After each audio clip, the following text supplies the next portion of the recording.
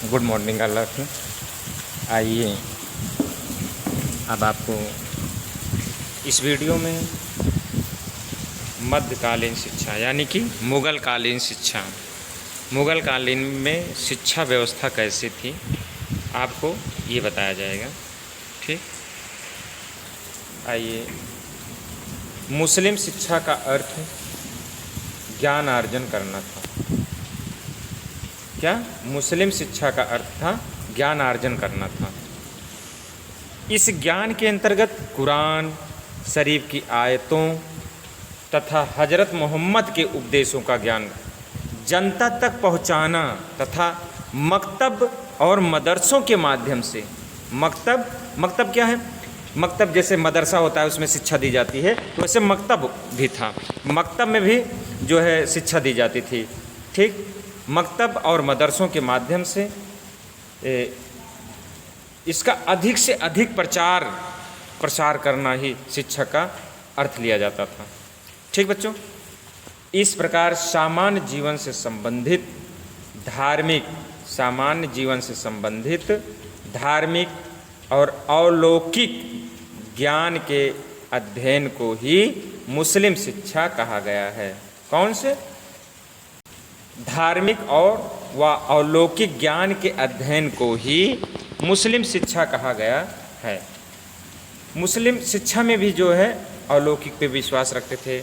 ठीक, अब हम पढ़ते हैं वैदिक धर्म व बौद्ध धर्म के प्रचार प्रसार में। क्या?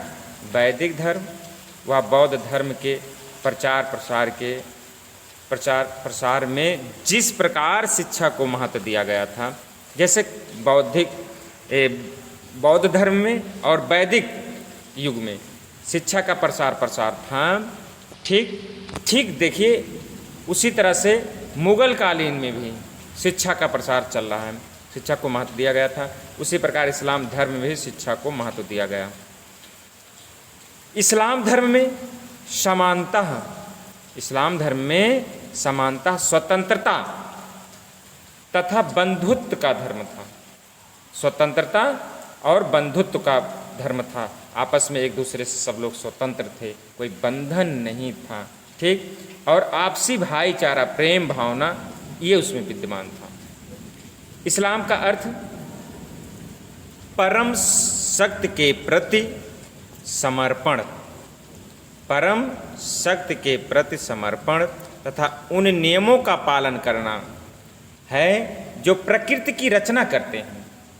ठीक, जो प्रकृति की रचना करते हैं। इस्लाम धर्म में सभी धर्मों की मौलिक एकात्मकता पर बल देते हुए उन सब को अपने में सम्मिलित कर सभी मुसलमानों को उन्हें स्वीकार करने का आदेश दिया। ठीक, इस प्रकार इस्लाम में उच्च कोटि का ज्ञान तथा शुद्धतम स्तर पर प्रकटीकरण निहित रहता है। मतलब कि इस्लाम में भी उच्च कोटि का ज्ञान, मतलब अच्छे ज्ञान की प्रधानता थी, शुद्धता थी। ठीक, जो आत्मचिंतन पर आधारित होता था, वो भी उसमें इस्लाम धर्म में भी लोग चिंतन करते थे, आत्मचिंतन पर आधारित था। इस्लाम का विश्वास है कि अज्ञानता ही समस्त कष्टों और दुखों का कारण है। देखिए बच्चों, इस्लाम का विश्वास है कि अज्ञानता ही समस्त कष्टों और दुखों का कारण है। जहाँ अज्ञान है, ठीक, जहाँ शिक्षा नहीं है वहाँ कष्ट है ही, अनभिज्ञता ही कष्ट है। ठीक, और जहाँ शिक्षा है वहाँ कष्ट नहीं है। तो इसलिए इस्लाम में का भी विश्वास है अज्ञानता ही समस्त कष्टों और दुखों का कारण है। तो चिंतन ज्ञान का विश्वसनीय स्रोत है। अगर आप चिंतन करेंगे, मनन करेंगे, ठीक, चिंतन से जो है ज्ञान अर्जित होगा। जिससे कि आप किसी भी विषय पे सोचेंगे, मनन करेंगे, ठीक, तो उसकी खोज आप करेंगे।